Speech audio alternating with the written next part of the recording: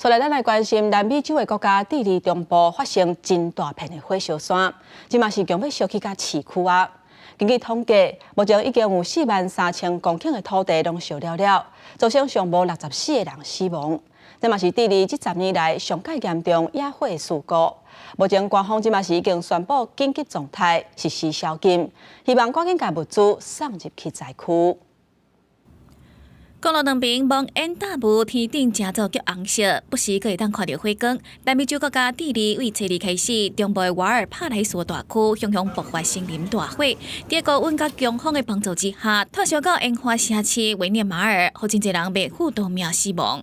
Quedamos de brazos cruzados, la gente arriba de los buses está desesperada, no saben de sus familiares, el centro de Viña colapsado, las bombas, no, el colega casi 5 o 6 horas se demoró en su vuelta, o sea.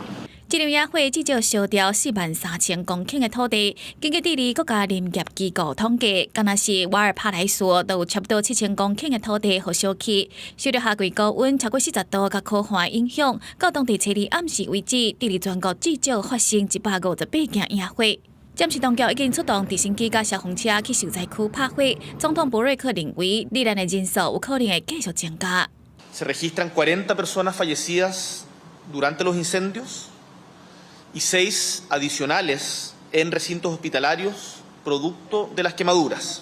Desde el primer momento, ayer, instruí decretar estado de excepción por catástrofe para poder disponer de todos los recursos necesarios. 这是智利过去10冬来上严重的森林大火，暂时智利中部甲南部地区已经进入紧急状态。当局搁在当地初3暗时9点开始实施宵禁，互紧急物资会当进入灾区。另外嘛，发布新的特例命令，要求更较侪居民去避难。智利过去伫夏季就常常因为高温发生野火，去年烧引造成差不多27个人死亡，超过40万公顷的土地受到影响。国际新闻台同朋友。